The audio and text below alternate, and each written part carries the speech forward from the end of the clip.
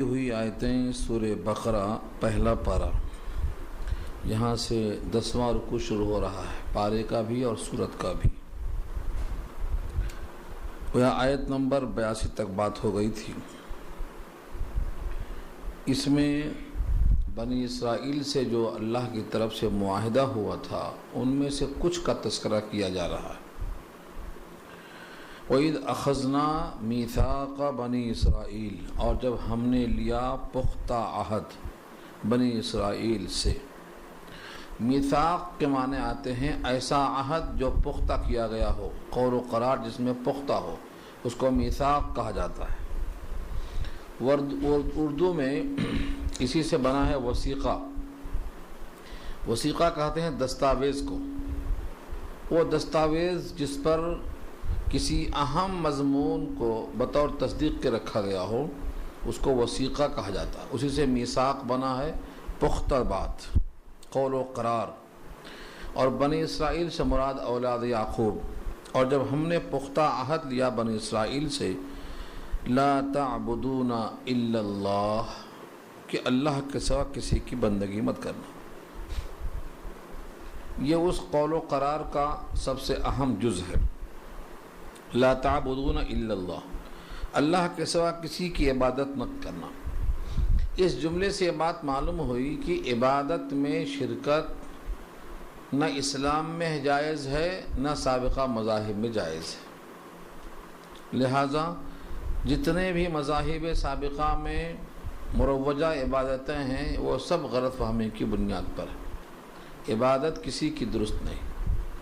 जैसे वो हज़रत उज़ैर को या ईसाई हज़रत ईसा मसीह को तीन में का तीसरा कहा कि उनकी बंदगी में लग गए हैं, ये इस आयत की खिलाफ वर्जी है। और जितने भी बनी इसराइल हैं उन तमाम से अल्लाह ने यह वाज़ेह पैगाम लिया था। इस कौल व करार से उन तब को सिवाय अल्लाह की और किसी की बंदगी दुरुस्त नहीं है। ला तअबुदूना इल्लल्लाह। दूसरी दफ़ा थी वबिल वालिदैनि इहसाना, वालदैन के साथ एहसान। एहसान उर्दू में मुस्तअमल है, सलूक करने के माने में आता है। एहसान और सलूक करना, जिसको हम हुस्न सलूक कहते हैं। तीसरा जुज़ है वज़िल क़ुरबा वल यतामा वल मसाकीन। वालदैन के साथ जो क़राबतदार हैं, क़ुरबा क़राबतदार, कुंबा वाले, और यतीम और मिस्कीन। यतीम की तारीफ़ ये है कि नाबालिगी की हालत में जिसके बाप मर जाएं वो यतीम है। बालिग होने के बाद मर जाएं तो उसको यतीम नहीं कहा जाएगा। माँ के मरने से यतीम को ये नहीं कहलाता, बाप के मरने से ही यतीम कहलाएंगे। और मसाकीन मिस्कीन की जमा है ऐसे मुहताज जिसमें हरकत की ताकत ना हो, बल्कि वो हरकत से महरूम हो, कहीं पड़े हुए हों तो बेहिस्स व हरकत जो पड़े रहते हैं उनको मिस्कीन कहा जाता है। औ मिस्कीनन ज़ा मतरबा, सूरह बलद में अल्लाह ने कहा है ऐसा मिस्कीन हो जो मिट्टी पर पड़ा हो, उसको मिस्कीन कहा, उसको फ़कीर नहीं कहा, क्योंकि फ़कीर फ़क्र के साथ हरकत करता है। मिस्कीन वो फ़कीर है जो हरकत नहीं करता, एक जगह पड़ा हुआ है।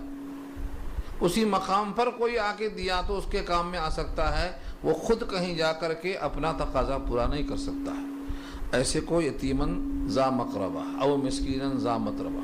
थोड़ा ये तीसरा जुज़ हो गया। उसके बाद वक़ूलू लिन्नासि हुस्ना, और लोगों से अच्छी बात कहो। ये भी उसी अहद का एक जुज़ है। क़ूलू कहो, लिन्नास सब लोगों से, हुस्ना नेक बात। आदमी अगर किसी भी बात को कहे तो उसके कहने का अंदाज बड़ा अच्छा होना चाहिए। बहुत से लोग हक़ बात कहते हैं और वो ये समझते हैं कि हक़ बात चाहे जैसे ही कहो, हमारी बात तो हक़ है। ये उनका जो ज़ाम और गुमान है कि हमारी बात तो हक़ है, हम कैसा भी कहें, ये इस आयत के ख़िलाफ़ है। आपकी बात अच्छी हो लेकिन तरीक़ा भी अच्छा हो, बात दुरुस्त है। क़ूलू क़ौलन सदीदा, बात दुरुस्त हो لیکن کہنے کا طریقہ بھی قولوا للناس حسنا، لوگوں سے اچھے طریقے سے کہو، اور اس اچھے طریقے کی وضاحت اللہ نے خود کیا ہے دوسرے مقام پر، قولوا لینا، کہو نرم بات۔ یہ حضرت موسیٰ اور ہارون کو جب بھیجا فرعون کے پاس تو اللہ نے حکم دیا فقولا لہ قولا لینا، تو نرم انداز سے، حالانکہ دونوں پیغمبر ہیں اور پیغمبر سے زیادہ اچھی اور سچی بات کسی کی نہیں ہو سکتی، ان سے زیادہ لہجہ کسی کا اچھا نہیں ہو سکتا، ان کو بھی یہ حکم ہے کہ تم دونوں نرم بات کہو۔ اس کا فائدہ شاید یہ ہو لعلہ یتذکر او یخشی، یا تو وہ نصیحت قبول کر لے گا یا کم سے کم ڈرے گا۔ یہ دو پیغمبروں کو خطاب ہے۔ خود نبی صلی اللہ علیہ وسلم کے وصف امتیازی کے طور پر اللہ نے فرمایا 4 پارہ آل عمران میں، فبما رحمت من اللہ لنت لہم، اللہ کے رحمت سے آپ ان کے حق میں نرم ہیں۔ لنتا اسی لین سے بنا ہے، اگر آپ نرم ان کے حق میں نہ ہوتے تو آپ سے یہ قریب نہ ہوتے، وحشی پورے بگڑ جاتے، لنفضوا من حولک۔ تو اس قسم کی آیتیں بے شمار ہیں اور بہت سی احادیث ہیں جس میں کہا گیا ہے بات حق ہو لیکن لہجہ بھی سچ اور اچھا ہو، نرم بات کہو۔ ایک مفہوم اس کا یہ بھی ہے قولوا للناس حسنا کا، کہ جب لوگوں سے کوئی بات کہو تو بات اچھی ہونے کے ساتھ لہجہ بھی اچھا ہو اور وقت بھی اس کا مناسب ہو، بے وقت نہیں، یہ بھی حسنہ میں داخل ہے۔ ظہر کی نماز گرمی کے موسم میں تاخیر سے پڑھنے کی وجہ یہ بھی لکھا ہے کہ یہ شدت جہنم کی شدت کی وجہ سے ہے، اور شدت جو جہنم کی ہے یہ اللہ کے غضب کا مظہر ہے، اس لیے ظہر کی نماز گرمی میں تاخیر سے پڑھو جب ٹھنڈک پیدا ہو جائے، یعنی موقع مناسب نہیں ہے یہ دعا کا مناجات کا، اور مؤخر ہونا چاہیے، یہ بھی لکھا ہے۔ تو آدمی اگر موضوع وقت کو دیکھ کر بات کرتا ہے تو اس کی بات قابل قبول ہوتی ہے، اور بے موقع کہہ دیتا ہے تو اس کی بات قبول نہیں ہوتی ہے۔ تو موقع پر بھی ہونا، لہجہ بھی صحیح ہونا، بات بھی سچی ہونا، اور نرمی اور لطافت ہونا۔ اور ایک جملہ نقل کیا ہے قرآن کریم نے، ہر مومن کا خیر خواہ ہونا چاہیے، الدین و النصیحہ، دین نام ہے خیر خواہی کا۔ تو ایسا طریقہ اختیار کیا جائے، ایسا معاملہ کیا جائے جیسا اپنے لیے معاملہ کو پسند کیا جاتا ہے، دل آزاری نہ ہو، دل شکنی نہ ہو، توہین اور تحقیر نہ ہو، ان چیزوں کا بھی لحاظ کیا گیا ہے، یہ سب حسنہ میں داخل ہے۔ اس کے بعد آخری ٹکڑا ہے وَأَقِيمُوا الصَّلَاةَ وَآتُوا الزَّكَاةَ، اور نماز قائم کرو اور زکوٰۃ دو۔ یہ سب وہ چیزیں ہیں جو بنی اسرائیل سے اللہ نے میثاق کیا ہے، جس کا قول و قرار کیا ہے۔ تو بندگی صرف اللہ کی ہو، ماں باپ سے، قرابت داروں سے، یتیموں مسکینوں سے حسن و سلوک ہو، لوگوں سے اچھی بات ہو، نماز اور زکوٰۃ کا قیام ہو۔ نماز کا قیام یہ بارہا آیا ہے، طریق عبادت الگ ہے لیکن نماز کی فرضیت سب کے یہاں ہے۔ بہت سے لوگ نماز کی فرضیت کے قائل نہیں ہیں آج، اور وہ کہتے ہیں کہ اسلام میں نماز جس کو تم سمجھتے ہو وہ نہیں ہے، یہ فرقہ اہل قرآن ہے، نماز ہی غائب ہے ان کے پاس۔ اور آتوا الزکاۃ، زکوٰۃ دیتے رہو 2.5%، جو مال ضرورت اصلیہ سے زائد ہو اور اس پر 1 سال گزر چکا ہو، چاہے وہ کسی شکل میں ہو، مٹی کی شکل میں ہو، اس پر زکوٰۃ واجب ہے 2.5%۔ ہر وہ مال جو آپ کی ضرورت اصلیہ سے فاضل ہو، اس پر 1 سال گزر چکا ہو، اگر وہ تجارت کے واسطے ہے تو خاص طور سے اس پر واجب ہے۔ آپ کے استعمالی چیزوں میں زکوٰۃ واجب نہیں ہے، جو چیزیں آپ کے استعمال میں ہیں ان میں سے کسی پر زکوٰۃ واجب نہیں ہے سوائے سونا چاندی کی۔ سونا چاندی اگر استعمال میں بھی ہے تب بھی زکوٰۃ واجب ہے، امام اعظم کی یہی رائے ہے، اور احادیث میں یہی حکم دیا گیا ہے۔ ایک خاتون حضور کے پاس آئیں، ہاتھوں میں کنگن تھا، آپ نے پوچھا کہ اسے زکوٰۃ دیتی ہو؟ فرمایا کہ نہیں۔ فرمایا کہ یہ آگ کا کنگن ہے، پھر یہ کنگن آگ کا ہے۔ ہاتھ میں پہنا ہوا زیور تھا. حضور کا یہ سوال خود بتاتا ہے کہ اس پر زکوٰۃ واجب ہے، ورنہ عورت سے یہ سوال حضور نہ فرماتے. اور اس کے بعد پھر یہ وضاحت کی یہ آگ کا کنگن ہے. یہ اس بات کی دلیل ہے کہ زکوٰۃ سونے چاندی پر بہرحال ہے، چاہے وہ کسی شکل میں ہو، کیونکہ وہ مال نامی قرار دیا گیا ہے. نامی کے معنی بڑھنے والا. اللہ تعالیٰ فرماتے ہیں ان تمام دفعات کو ہم نے تم سے پختہ عہد کیا، قول و قرار کیا. ثم تولیتم، پھر تم پلٹ گئے، پھر تم پھر گئے، اس پر قائم نہیں رہے. الا قلیلا منکم وانتم معرضون، مگر بہت تھوڑے تم میں سے رہ گئے اور تم اس سے اعراض کرنے والے ہوئے، تم نے اس سے منہ پھیر لیا. قلیل سے مراد ان کی تعداد بہت کم ہے جنہوں نے ان دفعات کو قبول کیا ہے اور اعراض نہیں کیا ہے. ہمیشہ فاسق زیادہ رہے ہیں اور ہمیشہ اللہ کے حکم کی پابندی کرنے والے کم رہے ہیں. خود قرآن کریم میں اشارہ امت کی طرف ہے کہ میرے شاکر بندے کم تھے اور کم ہیں. وقلیل من عبادی الشکور، اور فاسق کے بارے میں فرمایا وکثیر منہم فاسقون، ان میں اکثر فاسق تھے. فاسق مطلب نافرمان. ایک دفعہ ختم ہوئی. دوسرا ان کا جرم یہ تھا کہ ان سے ہم نے دوسرا وعدہ لیا تھا. وَإِذْ أَخَذْنَا مِيثَاقَكُمْ، اور جب تم سے ہم نے پختہ عہد لیا تھا، لا تسفکون دماءکم، کہ تم آپس میں خون نہیں بہاؤ گے، خونریزی نہیں کرو گے.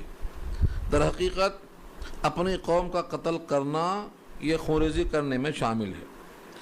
اپنا خون کیسے بہاؤ گے؟ جب آپس میں جنگ و جدال کرو گے تو تم نے اپنا ہی خون بہایا، یہ مراد ہے.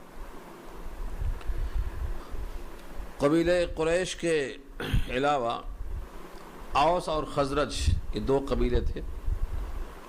مدینے میں خاص طور سے اوس اور خزرج کی جنگ بہت طویل تھی. مدینہ میں بنو قریظہ، بنو قینقاع، بنو نذیر تھے، ان کی بھی باہم جنگ ہوئی. اگر ایک ہی قبیلے میں آپس میں جنگ ہوتی ہے تو گویا تم اپنا خون بہا رہے ہو، یہ اشارہ ہے. جیسے آج بہت سے مسلمانوں کے گروہ آپس میں دست و گریباں، اور ان کا یہ آپس میں جنگ کرنا در حقیقت اپنا خون بہانا ہے. جس طرح اللہ نے ان سے یہ وعدہ لیا ہے، نبی صلی اللہ علیہ وسلم نے اس امت کو تلقین کی ہے کہ میرے بعد تم ایسے نہ ہو جانا کہ اسلام سے پلٹ جاؤ، ایڑیوں کے بل واپس آ جاؤ اور ایک دوسرے کی گردنیں مارنے لگو. حضور نے خود منع کیا. تو یہ امت بھی اسی جرم میں شریک ہے کہ آپس میں دست و گریباں ہیں. مسلمانوں کا انتشار ہی ان کی ذلت کا سبب ہے. لا تسفکون دماءکم، تم خون نہ کرو گے آپس میں. ولا تخرجون انفسکم من دیارکم، اور نہ نکالو گے تم اپنے آپ کو تمہارے وطن سے. مکے والے نے مکے والوں کو نکالا، قریش نے قریش کو نکالا. نبی صلی اللہ علیہ وسلم جب مکے سے مدینہ گئے ہیں تو نکالنے والے بھی قریش تھے، نکلنے والے بھی قریش تھے. اس طریقے سے آپس میں ایک دوسرے کو مت نکالو. اور بنو نذیر کی جب جلاوطنی ہوتی ہے، بنو نذیر کی جلاوطنی جو ہوئی ہے، اس کے بعد جو بچے ہیں وہ بنو قریظہ، بنو قینقاع ہیں. انہوں نے بھی اپنے قبیلے کے خلاف رہنمائی کیے. آج دنیا میں اگر آپ تاریخ پڑھیں گے تو آپ کو معلوم ہوگا کسی بھی ملک میں قوم کا کوئی نہ کوئی حصہ بغاوت کر کے دشمن سے مل جاتا ہے، تبھی کامیابی دشمن کو ملتی ہے. موجودہ حالات میں بھی ایسا ہی ہو رہا ہے. تو تم آپس میں اپنے ہی شہر سے اپنے لوگوں کو مت نکالو، یہ بھی تم نے وعدہ کیا تھا. ثم اقررتم، تم نے اقرار کیا تھا. وانتم تشہدون، اور تم اس بات کو مانتے تھے، تم اس پر شہادت دیتے ہو کہ ہاں تم سے ہم نے ایسا وعدہ کیا تھا. اس شہادت کے باوجود تم نے اس کی خلاف ورزی کی.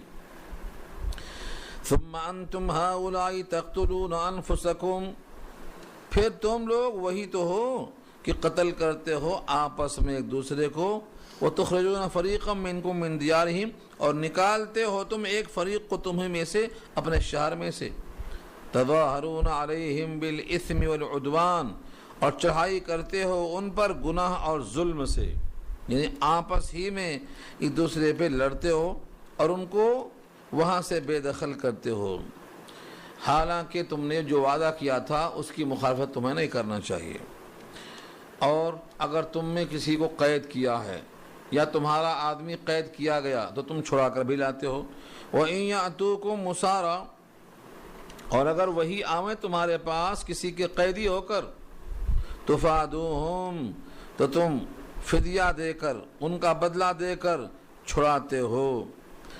وَهُوَ مُحَرَّمٌ عَلَيْكُمْ إِخْرَاجُهُمْ، حالانکہ ان کا اخراج تم پر حرام کیا ہوا ہے، ان کا اخراج تم پر حرام کیا ہوا ہے، تم ان کو نکالتے ہو، اور اگر وہی قیدی بن کر کہیں سے آتے ہیں تو تم ان کے قریبی رشتہ دار بن کر کے فدیہ دے کے ان کو چھڑاتے بھی ہو۔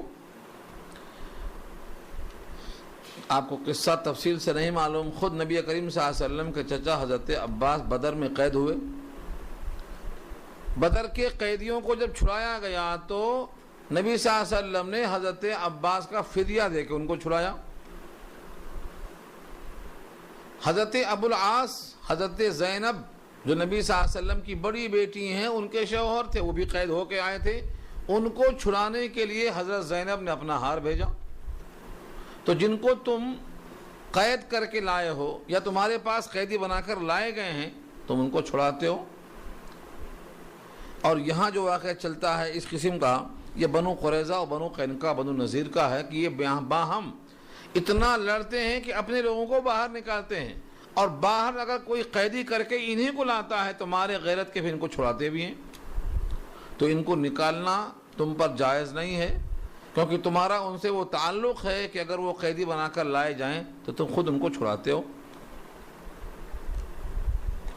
تمہارا یہ عمل کیا ہے؟ تظاہرون علیہم بالإثم والعدوان، یہ زیادتی کا مظہر ہے۔ ان تمام کے بعد آخر میں خلاصہ اس کا یہ پیش کیا کہ گویا تم نے خداوند قدوس کے بعض احکام کو مانا اور بعض کو رد کر دیا۔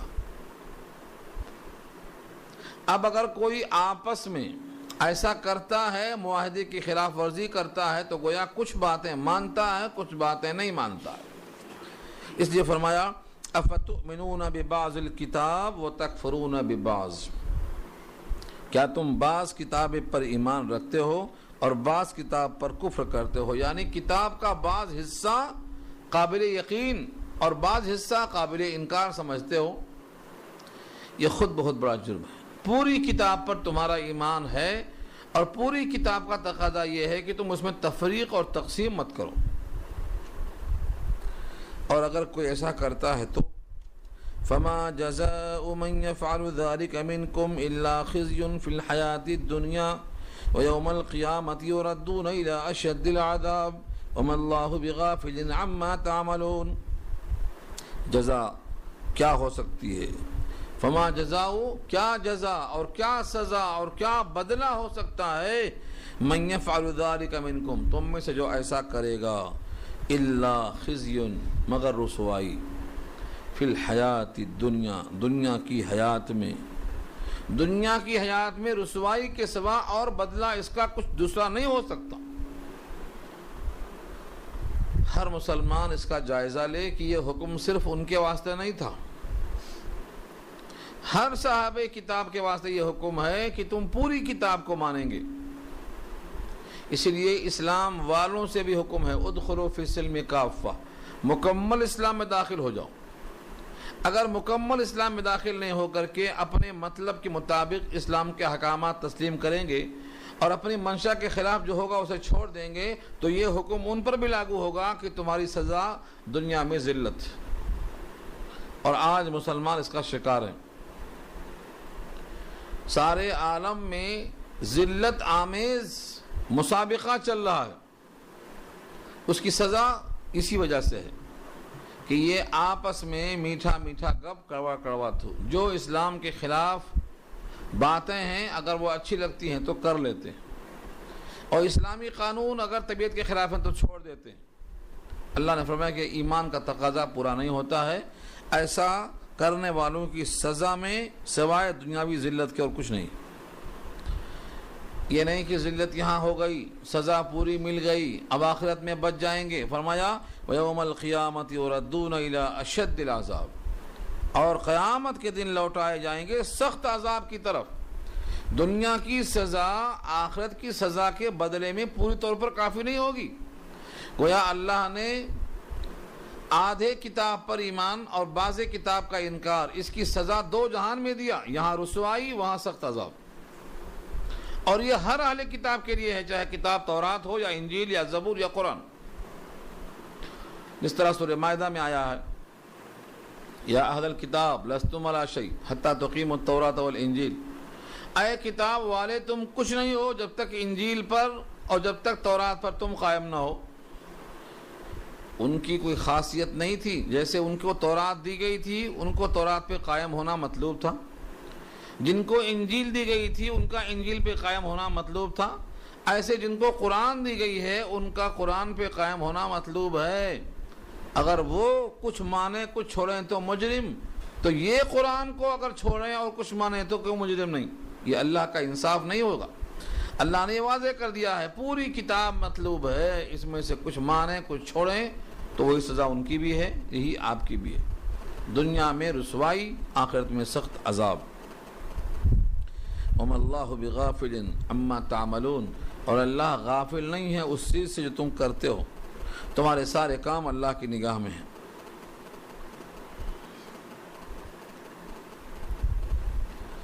خلاصہ کلام کیا نکلا؟ پوری آیات پر انسان کی نگاہ ہو، احکام خداوندی پر عمل کا کم سے کم جذبہ ہو۔ ایک عاجزی بندہ پیش کر سکتا ہے کہ پورے احکام ہمیں نہیں معلوم، پورے احکامات بہت زیادہ ہیں، یہ ہم کو نہیں معلوم۔ تو معلوم نہیں ہے، جتنا معلوم ہے اس نیت سے معلوم ہونا چاہیے کہ اس پر ہمیں عمل کرنا ہے۔ جان بوجھ کر جو معلوم ہو چکا ہے اس میں مخالفت اگر نہیں کیا تو اس سے اندازہ قائم ہوگا کہ ہاں جذبہ ماننے کا ہے، یہ بھی اللہ کے ہاں قابل قدر ہے۔ اگر جان بوجھ کے بندہ مخالفت کرتا ہے، خواہشات کی اتباع کرتا ہے تو وہ اسی جرم کا مرتکب مانا جائے گا۔ وَمَا اللَّهُ بِغَافِلٍ عَمَّا تَعْمَلُونَ، تم جو کچھ کرتے ہو اللہ غافل نہیں ہے۔ یعنی کوئی سمجھتا یہ ہے کہ اللہ ہیں ہی نہیں، ایک فرقہ تو بولتا ہے اللہ ہے ہی نہیں، ان کا علم ہے خالی۔ اللہ تعالیٰ صرف عرش پہ ہیں، زمین پر نہیں ہے بولتا، ان کا علم یہاں ہے، تقسیم کر دیا، علم یہاں ذات وہاں، اور پھر کہتے ہیں کہ ہمارا عقیدہ درست۔ جس کی عقل ہی درست نہ ہو اس کا عقیدہ درست کیسے ہو سکتا؟ دنیا کا کوئی عقل مند نہیں مان سکتا ہے کہ صفت اپنے موصوف سے الگ ہو سکتی ہے۔ دنیا کا کوئی عقل مند انسان یہ فیصلہ نہیں کر سکتا ہے کہ صفت اپنے موصوف سے الگ ہو سکتی ہے۔ صفت کہتے ہیں جو خود سے نہ رہے، موصوف کے تابع رہے۔ جیسے آدمی کا گورا ہونا، آدمی کا کالا ہونا، آدمی کا لمبا ہونا، آدمی کا سخی ہونا، آدمی کا بہادر ہونا، یہ سب اس کی صفات ہیں۔ کیا یہ صفتیں اس سے الگ ہو سکتی ہیں؟ آدمی کا زندہ ہونا، اس کی حیات ہے یہ، اگر حیات الگ کر دیا تو موت۔ تو جو اللہ کے صفت کو اللہ کی ذات سے الگ الگ کر کے مانتا ہو اس کی عقل ہی قابل تسلیم نہیں، یہ عقل ہی نہ محال۔ تو اللہ تعالیٰ بندوں سے غافل نہیں ہے۔ اللہ فرماتے ہیں ہم تمہاری شہ رگ سے بھی زیادہ قریب ہیں، جب تم پکارتے ہو تو ہم تمہاری بات کو سنتے ہیں، تم کو بھی ہماری بات ماننا چاہیے۔ اجیب دعوت الداعی اذا دعان، جب بھی کوئی پکارنے والا پکارتا ہے تو ہم اجیب دعوت قبول کرتے ہیں۔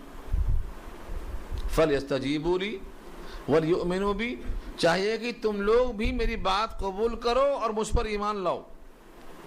جب میں تمہارے واسطے ہر موقع پر تیار ہوں تو تم کو میری بات ماننا چاہیے۔ اس لیے کہا تم سے اللہ غافل نہیں ہے۔ آگے فرمایا کہ دنیا کی حیات کو جو خریدتے ہیں آخرت کے بدلے میں، قیامت میں ان کے عذاب میں تخفیف نہیں ہوگی اور نہ وہ مدد کیے جائیں گے۔ کیسا خریدتے ہیں؟ اولئک الذین اشتروا الحیات الدنیا بالآخرہ، بالآخرہ میں جو بے ہے یہ عوض میں ہے، بالآخرہ آخرت کے بدلے کیا خریدتے ہیں؟ دنیا کی حیات، دنیا کی حیات میں مزہ چاہیے، آخرت جائے چولے بھاڑ میں، یہ ہے مطلب خریدنے کا۔ کسی کی دنیا بنانے کے لیے اپنی آخرت خراب کرنا، یہ یہاں مراد ہے، یا اپنی ہی دنیا کو لذتوں سے معمور اور بھرپور کرنے کے لیے آخرت کو تباہ کرنا۔ کتنے لوگ ہیں رشوت لینے والا کیا سمجھ کے لیتا ہے؟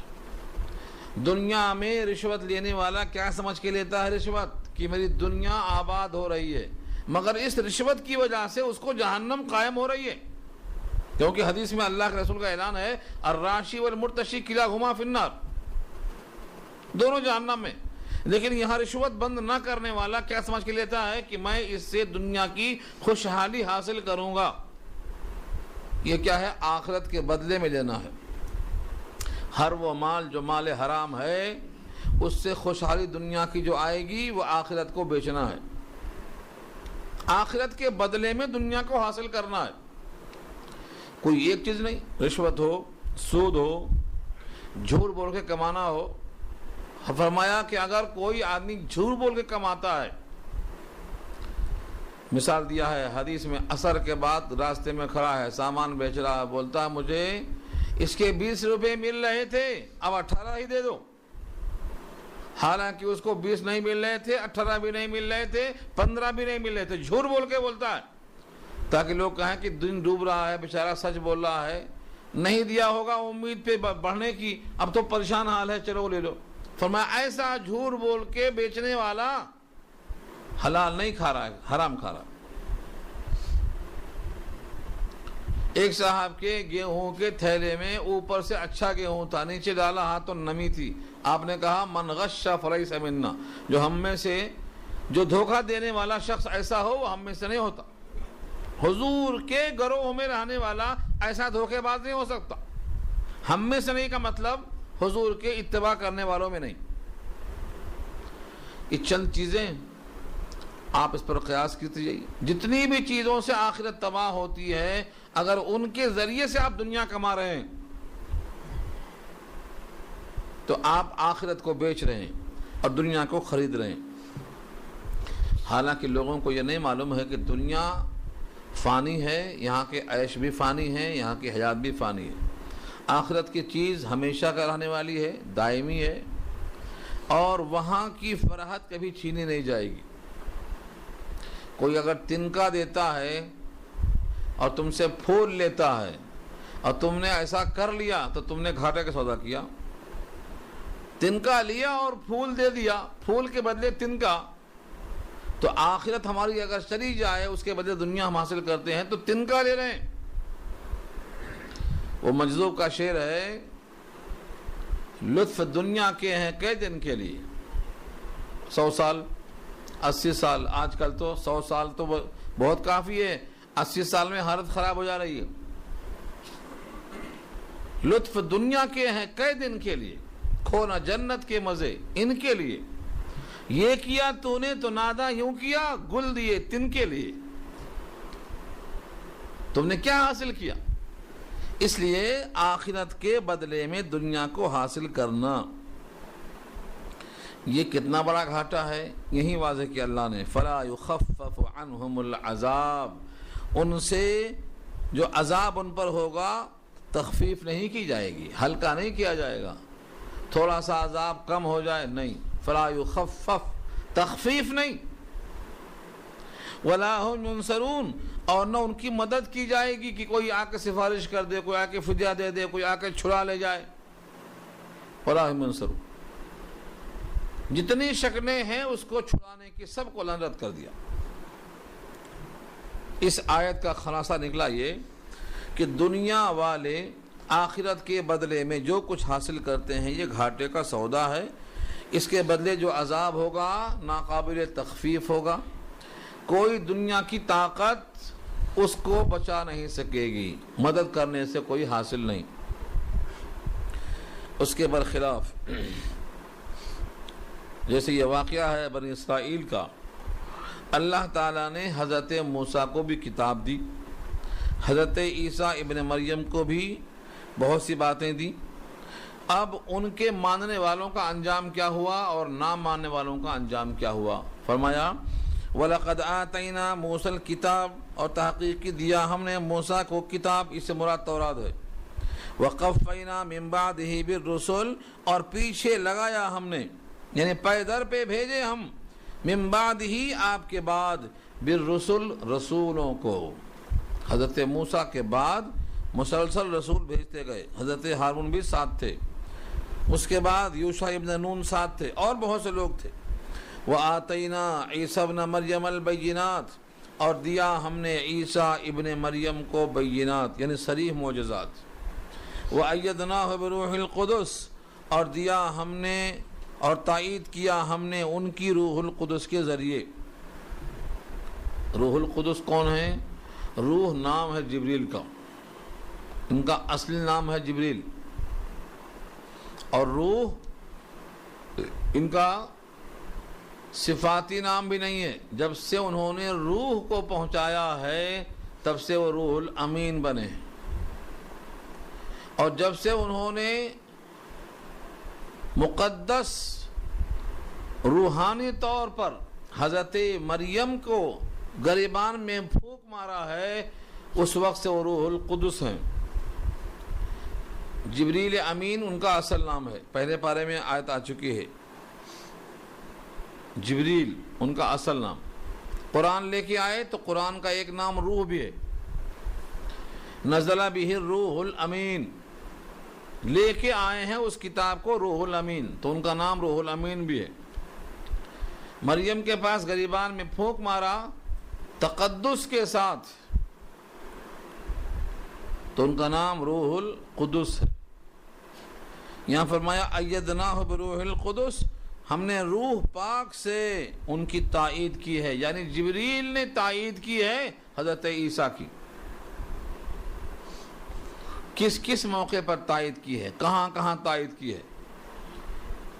بہت سے مقامات ہیں۔ حضرت عیسیٰ کی زندگی پوری کی پوری بھری پڑی ہے۔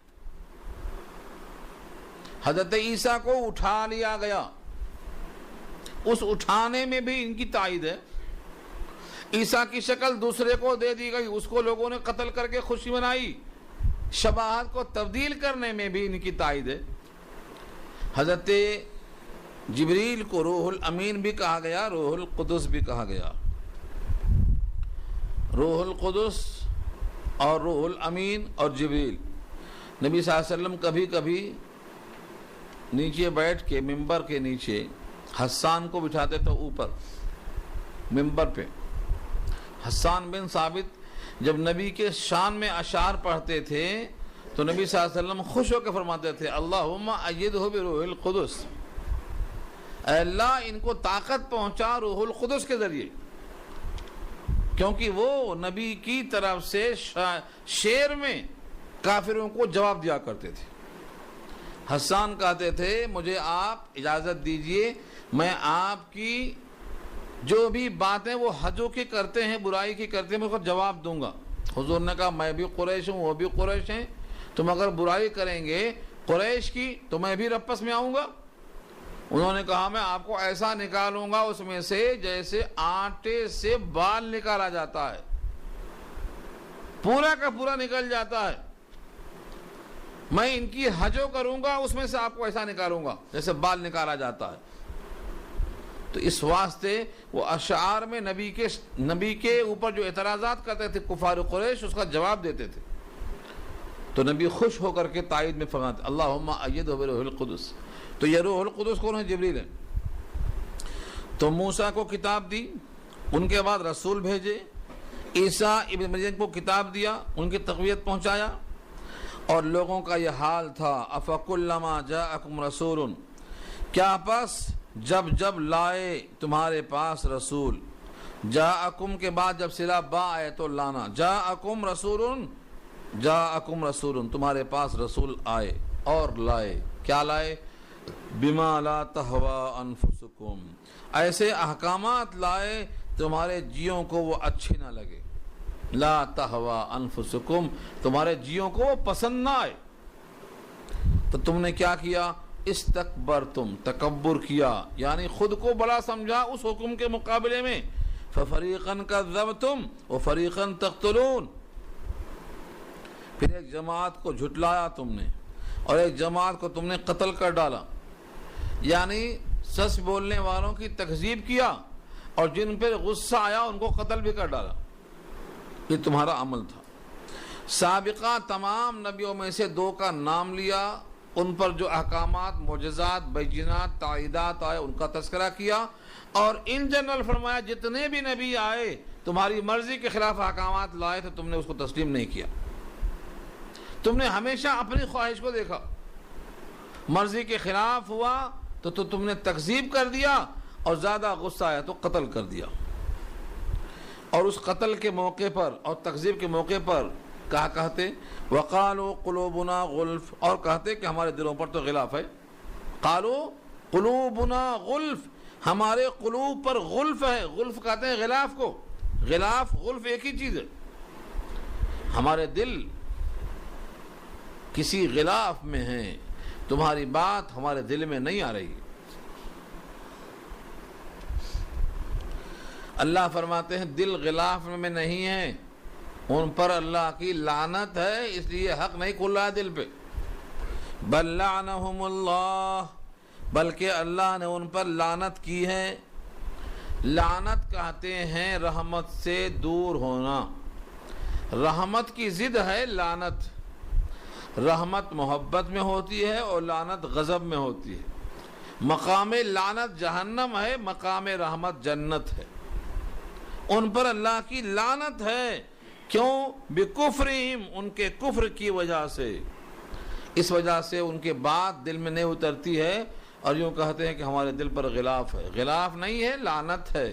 ہاں، غلاف اگر لعنت کا ہے تو تسلیم، اس دل پہ اگر غلاف لعنت کا ہے تو یہ بات درست ہو سکتی ہے، لیکن یہ غلاف ایسا نہیں ہے جس کو ہم نے عام غلاف سمجھا ہے، اس پر خدا کی مار ہے۔ فَقَلِيلًا مَا يُؤْمِنُونَ، سو بہت کم ہے جو ایمان لاتے ہیں، ایمان لانے والے اس میں بہت کم ہیں۔ چنانچہ آپ کو معلوم ہے نبی صلی اللہ علیہ وسلم کی پیشن گوئی کے مطابق اگر 10 یہودی ایمان لے آتے تو پورے آ جاتے، لیکن 10 میں سے سرداروں میں سے صرف 2 ایمان لائے، 8 نہیں لائے، تو کیا ہوا؟ بہت تھوڑے ہیں جو ایمان لانے والے ہیں۔ 10 میں سے 2 ہیں تو کیا ہوا؟ تعداد ان کی بہت کم ہوئی۔ وَلَمَّا جَاءَهُمْ كِتَابٌ مِّنْ عِنْدِ اللَّهِ مُصَدِّقٌ لِّمَا مَعَهُمْ، اور جب آئی ان کے پاس کوئی کتاب اللہ کی طرف سے، جبکہ وہ کتاب تصدیق کرنے والی ہے اس کتاب کی جو ان کے ساتھ پہلے سے موجود ہے۔ مثلا تورات موجود ہے ان کے پاس، تو یہ کتاب تورات کی تصدیق کرتی ہے۔ ان کے پاس انجیل ہے تو یہ کتاب انجیل کی تصدیق کرتی ہے۔ ان کے پاس زبور ہے تو یہ کتاب زبور کی تصدیق کرتی ہے۔ ان کے پاس کوئی اور کتاب ہے، صحف ابراہیم ہے، صحف ادریس ہے، صحف شیش ہے، صحف موسیٰ ہے، کچھ بھی ان کے پاس ہے۔ سابقہ تمام کتابوں کی یہ کتاب مخالفت نہیں کرتی بلکہ تصدیق کرتی ہے۔ تو ایک تو وجہ بتا دیا کہ جب کتاب تمہارے کتاب کی تصدیق کر رہی ہے تو تمہیں انکار کے بجائے ماننا چاہیے، ایک وجہ تو یہ ہے۔ اور دوسری وجہ بتا رہے ہیں وَكَانُوا مِن قَبْلِ يَسْتَفْتِحُونَ عَلَى الَّذِينَ كَفَرُوا، اور اس سے پہلے وہ فتح مانگا کرتے تھے کافروں کے خلاف۔ کیسے؟ یا اللہ سید الانبیاء جو آنے والے ہیں ان کے طفیل میں ہمیں کافروں پر فتح نصیب فرما، آنے والے نبی کی برکت سے۔ تورات میں نبی کا تذکرہ، انجیل میں تذکرہ، زبور میں تذکرہ، ان صفات کو دیکھ کر وہ دعا کرتے تھے یا اللہ آنے والے نبی جو سید الانبیاء ہوں گے، جو خاتم الانبیاء ہوں گے، جو محبوب اور حبیب خدا ہوں گے، ان کی برکت سے ہمیں کافروں پر فتح نصیب فرما۔ یہ اس سے پہلے دعا کرتے رہے۔ وَكَانُوا مِن قَبْلُ يَسْتَفْتِحُونَ، اور اس سے پہلے سے وہ فتح مانگتے تھے ان کافروں پر۔ لیکن جب وہ رسول تشریف لے آئے اور جو علامتیں تورات میں تھیں ان علامتوں کے ساتھ تشریف لائے، ایسا نہیں، پوری علامتیں تھیں، انہی علامتوں کو دیکھ کر کچھ یہودی ایمان میں آئے تھے. عبداللہ بن سلام بھی وہی دیکھ کے آئے تھے. کعب احبار بھی وہی دیکھ کے آئے تھے. جو علامتیں بتائی گئی تھیں سید الانبیاء ایسے ہوں گے، آپ کا حلیہ یہ ہے، آپ کے شہر کا حلیہ اور نقشہ اور جغرافیہ یہ ہے، اور آپ کی عادت یہ ہوگی. یہ تمام صفتیں پائی گئی. میں نے سنایا تھا اس سے پہلے درس میں، جیسا وہ صفات دیکھ چکے تھے ویسے ہی صفات کے حامل جب تشریف لے آئے، فلما جاءہم ما عرفوا کفروا بہ، پھر جب پہنچے ان کو، جب آپ تشریف لے آئے اور انہوں نے ان کو خوب اچھی طرح سے پہچان رکھا تھا علامتوں کو دیکھ کر، کفروا بہ، تو انکار کر بیٹھے. آپ کی برکت سے دعا مانگتے تھے، آپ کی علامت کو دیکھ کر پہچان چکے تھے، پھر انکار کرنے کی وجہ کیا ہو سکتی ہے؟ ہاں، ایک وجہ ہو سکتی ہے جو احادیث میں خود آیا ہے. ان کا گمان یہ تھا کہ وہ نبی پیدا ضرور ہوں گے لیکن وہ بنی اسماعیل میں نہیں ہوں گے بلکہ ہمارے خاندان میں ہوں گے، ہمارے خاندان میں ہوں گے. یہودی یہی کہتے تھے، ہمیں یقین ہے کہ وہ سید الانبیاء پیدا ہوں گے، علامتیں موجود ہیں، لیکن ہمارا یہ تصور نہیں تھا کہ وہ بنی اسماعیل میں پیدا ہو جائیں گے، وہ ہم میں نہیں پیدا ہوں گے، اس لیے ہم تسلیم نہیں کرتے. تو ایک تو یہ، ہاں اس سے پہلے وہ ان کی برکت سے کافروں کے خلاف فتح مانگتے تھے، اور جو کتاب آپ لائے ہیں تمام کتابوں کی تصدیق کرتی ہے، تو دو وجہ سے تو ان کو تسلیم کرنا چاہیے. اور نبی کو پہچاننے میں انہوں نے کوئی غلطی نہیں کی، ایسا پہچانا جیسے کوئی اپنے سگے بیٹے کو پہچانتا ہے. اللہ نے خود کہا یعرفونہ کما یعرفون ابناءہم، جیسا انسان اپنے بیٹوں کو پہچانتے ہیں، بھلا کوئی ایسا ہے جو اپنے بیٹے کو نہ پہچانے؟ اللہ نے یہ بھی نہیں کہا کہ جیسا اپنے باپ کو پہچانتے ہیں، اپنے ماں کو پہچانتے ہیں، کیونکہ باپ کو شروع سے بچہ نہیں دیکھ رہا ہے. باپ تو بڑا ہو چکا ہے تب بچہ پیدا ہوا ہے، تو باپ کا بچپن، باپ کی جوانی بچے سے مخفی ہے. تو یہ نہیں کہا باپ کی طرح پہچانتے ہیں، کہا بیٹے کی طرح پہچانتے ہیں، کیونکہ بیٹا ہاتھ میں پیدا ہوتا ہے، اس کے جسم کا ایک ایک جز ان کے سامنے بڑھتا ہے. تو جیسا بیٹے کو پہچانتے ایسا وہ حضور کو پہچانتے تھے. وَجَحَدُوا بِهَا وَاسْتَيْقَنَتْهَا، سورہ نمل میں کہا انکار کیا حالانکہ دل میں یقین تھا کہ یہ سچ ہیں. کیوں؟ ظلم و علوا، اپنے اوپر ظلم کرتے ہوئے اور اپنی بلندی چاہتے ہوئے. ہمارے خاندان میں پیدا ہوتے تو ہم مانتے. تو تین باتیں ہو گئیں. کتاب ان کے کتاب کی تصدیق کرتی ہے، اس کتاب میں جو علامتیں ہیں وہ علامتیں تم دیکھ چکے ہو، ان کو تم پہچان چکے ہو، ان کی برکت سے تم فتح کی دعا مانگ چکے ہو. اب تمہیں انکار کرنے کا موقع کہاں ہے؟ لیکن ہر دھرمی کا کوئی علاج نہیں. نبی صلی اللہ علیہ وسلم کی کیا کیا علامتیں تھیں تورات میں اور انجیل میں اور زبور میں، یہ تو مستقل کلام ہے. میں نے دو بتایا تھا. ایک سلمان فارسی جو فارس کے تھے، جب وہ اسلام میں آئے انہوں نے غزوہ خندق کھودنے کا موقع دیا تھا. غزوہ خندق کے موقع پر انہوں نے کیا مشورہ دیا تھا؟ ہمارے پاس فارس میں دشمن سے بچنے کے لیے خندق کھودی جاتی ہے. حضور نے ان کے مشورے کو مان کر خندق کھودا، اور وہ خندق کھودنا ہی ذریعہ بنا غزوہ خندق میں فتح کا. دشمن بھاگ گئے، اس خندق کو نکل کر پار ہو کر نہیں آ سکے، جبکہ تین طرف کافر تھے، پیچھے مدینہ ہے، سامنے صرف خندق ہے جس کی بنا پر نہیں آ سکے. تو یہ سلمان فارسی جب اسلام میں آنے سے پہلے گئے تو نبی صلی اللہ علیہ وسلم کے پاس صدقے کا مال لے گئے. صدقے کا مال آپ نے نہیں کھایا، جبکہ غلام تھے، یہودی مالک کے پاس تھے. کہ یہودی روز تھوڑی بھیجتا، موقع نکال کے چھٹی مانگ کے کسی عذر سے آئے تھے. صدقے کا مال جب حضور نے نہیں کھایا تو دوبارہ پھر آئے، ہدیے کا مال لے کے آئے، حضور نے کھایا. کہا یہ 2 باتیں لکھی تھیں، ہمارے پہلے گرو نے بتایا تھا کہ وہ جو نبی آنے والے ہیں وہ صدقے کا مال نہیں کھائیں گے، ہدیے کا مال کھائیں گے۔ میں نے 2 بار چیک کیا اسی واسطے، اب میرا ہاتھ آپ کے ہاتھ میں ہے، اسلام میں داخل ہو گئے۔ یہ علامت ہے۔ حضرت کعب احبار نے بھی سوال کیے تھے، عبداللہ بن سلام نے بھی سوال کیے تھے۔ یہ سب سوالات کہاں سے لائے تھے لکھ کے؟ یہ سب تورات سے دیکھ کے آ رہے ہیں۔ عبداللہ بن سلام کے سوالات میں سنایا تھا آپ کو، پتہ نہیں آپ یاد رکھے کہ بھول گئے۔ خیر نسیان تو فطرت ہے انسان کی۔ عبداللہ بن سلام نے کہا تھا 3 سوال کروں گا، جواب دے دیں گے تو ایمان لے آؤں گا۔ جنت کی پہلی غذا کیا ہوگی بتایا تھا، وہی سوال کیے تھے۔ بچہ کبھی باپ کے مشابہ کبھی ماں کے، وہی سوال کیے تھے۔ اور علامات قیامت میں سے پہلی علامت کیا ہوگی؟ آگ جو نکلے گی قعر عدن سے، یہ وہی سوال کیے تھے۔ یہ 3 سوال کہاں سے لائے تھے؟ یہ 3 سوال عبداللہ بن سلام نے کہاں سے کیے؟ یہ تورات میں دیکھ کر انتظار میں تھے کہ جب وہ نبی آئیں گے تو میں سوال کروں گا، جواب مل گیا، ایمان میں آ گئے۔ تو یہ لوگ پہچاننے میں کوئی غلطی نہیں ہوئی، صرف ہٹ درمی، صرف ضد، صرف عناد، کوئی فساد نہیں۔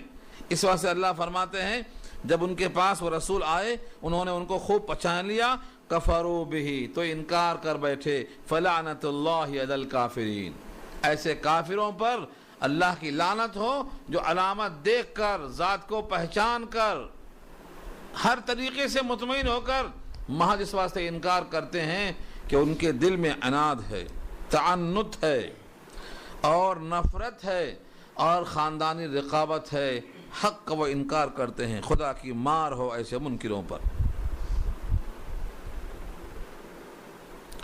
بئس ما اشتروا به انفسهم ان یکفروا بما انزل اللہ، بری ہے وہ چیز جس کو انہوں نے خریدا ہے اپنی جان کے بدلے میں، اپنے آپ کو دے کر جو انہوں نے خریدا ہے، ان یکفروا بما انزل اللہ، کہ وہ انکار کرنے لگے اس چیز کا جو اللہ نے اتارا ہے، بغین، ضد کی وجہ سے، بغین ضد اور بغاوت کی وجہ سے۔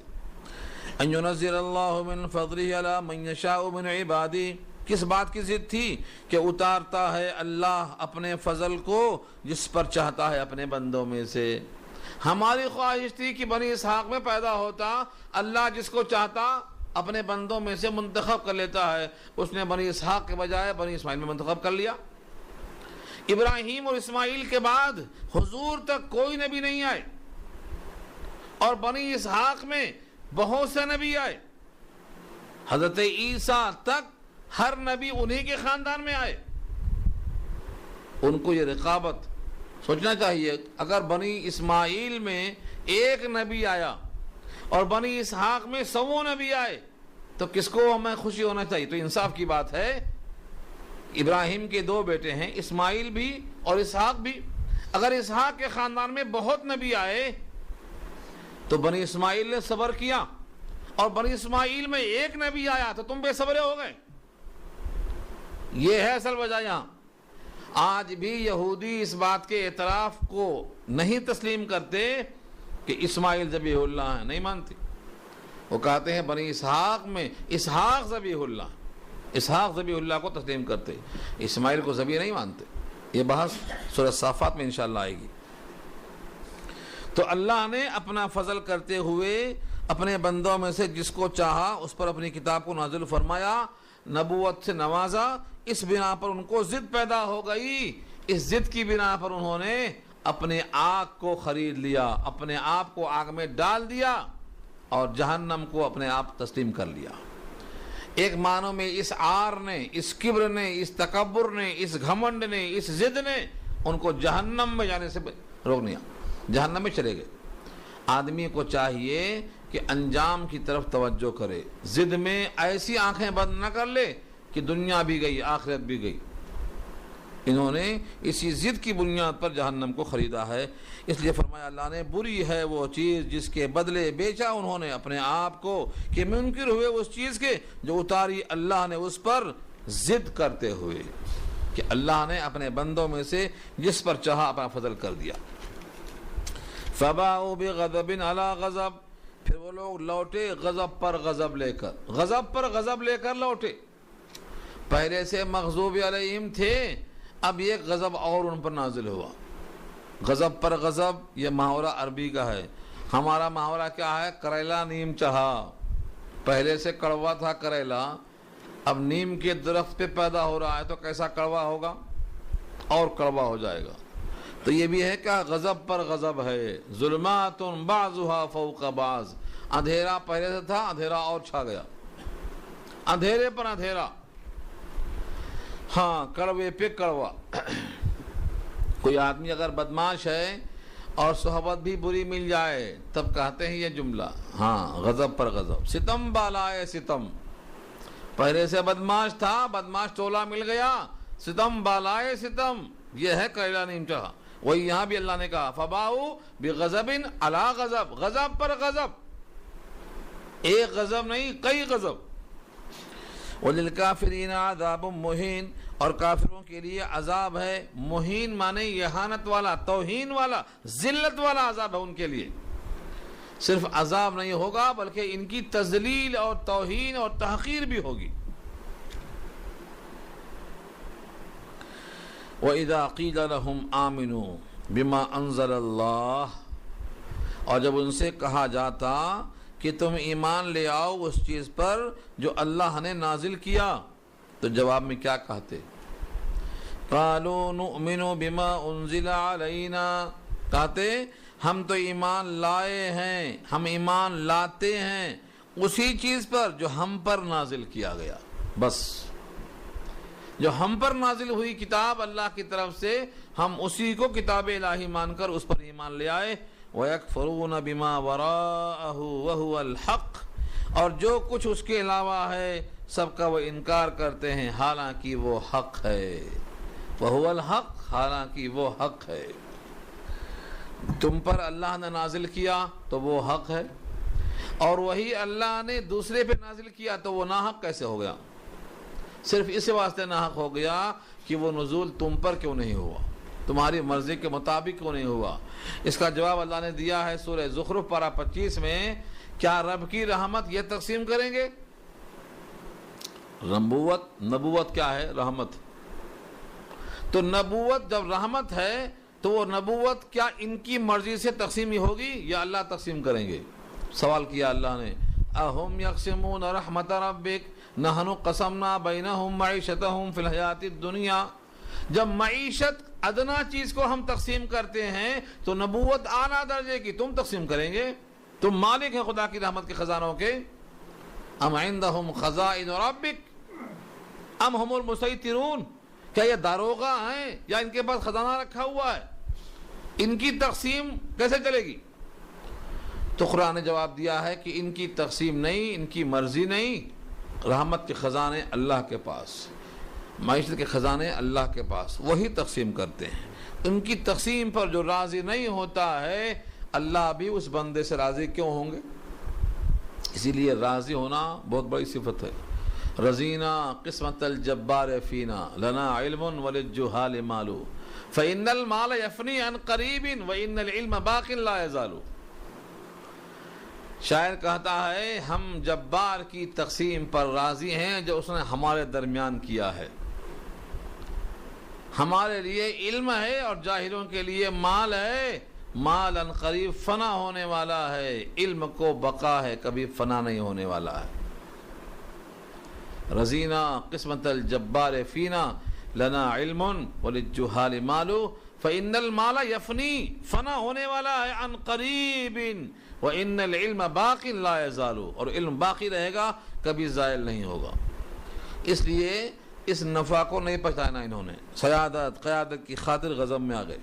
جب ان سے کہا گیا کہ ایمان لے آؤ تو کہتے ہیں جو ہم پر نازل ہوا اس پر ایمان ہے، اس کے علاوہ کا انکار ہے، حالانکہ وہ بھی حق ہے۔ اور اس حق کی دلیل تو یہ ہے کہ جس اللہ نے وہ کتاب بھیجی ہے یہ کتاب بھی بھیجی ہے، اور نمبر 2 اس کتاب میں تصدیق ہے اس کتاب کی جو تمہارے پاس موجود ہے، دونوں کا مضمون ایک ہی ہے۔ جب وہ سچ ہے تو یہ بھی سچ ہے، اور یہ غلط تو وہ بھی غلط ہے۔ وَهُوَ الْحَقُّ مُصَدِّقًا لِمَا مَعَهُمْ، اور وہ حق ہے، تصدیق کرنے والا ہے جو ان کے ساتھ کتاب موجود ہے۔ اور ایک سوال کیا اللہ نے، قُلْ فَلِمَا تَقْتُلُونَ أَنْبِيَاءَ اللَّهِ، اگر تم کہتے ہو کہ ہم ایمان لے آئے ہیں اس پر جو ہم پر نازل ہوئی، یعنی ہمارے خاندان پہ بنی اسحاق پہ نازل ہوئی، تو بھلا بتاؤ بنی اسماعیل میں تو ایک ہی نبی ہیں، سارے نبی جن کو تم نے قتل کیا ہے وہ تمہارے ہی نسب میں ہیں، تم نے قتل کیوں کیا ان کو؟ پھر اگر تم ایمان کا دعویٰ رکھتے ہو کہ جو ہم پر نازل ہوا اس پر ہمارا ایمان ہے، تو سابقہ جتنے نبی ہیں تمہارے ہی خاندان کے ہیں، تم نے انہیں قتل کیوں کر ڈالا؟ سچا جواب دو۔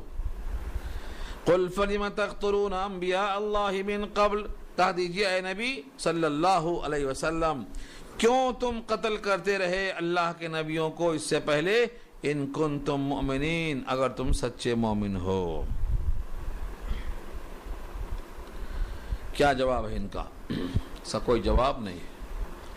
ایسے ان کی ہٹ درمی کا بہت دفعہ تذکرہ کیا اللہ نے۔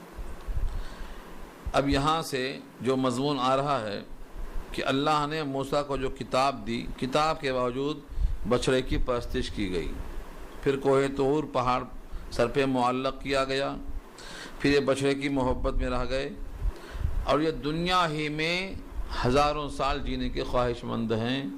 آخرت پر اگر یقین ہوتا تو یہاں ہی جینے کی تمنا کیوں کرتے؟ یہ سب مضمون آگے آ رہا ہے، مگر آپ کا ٹائم ہو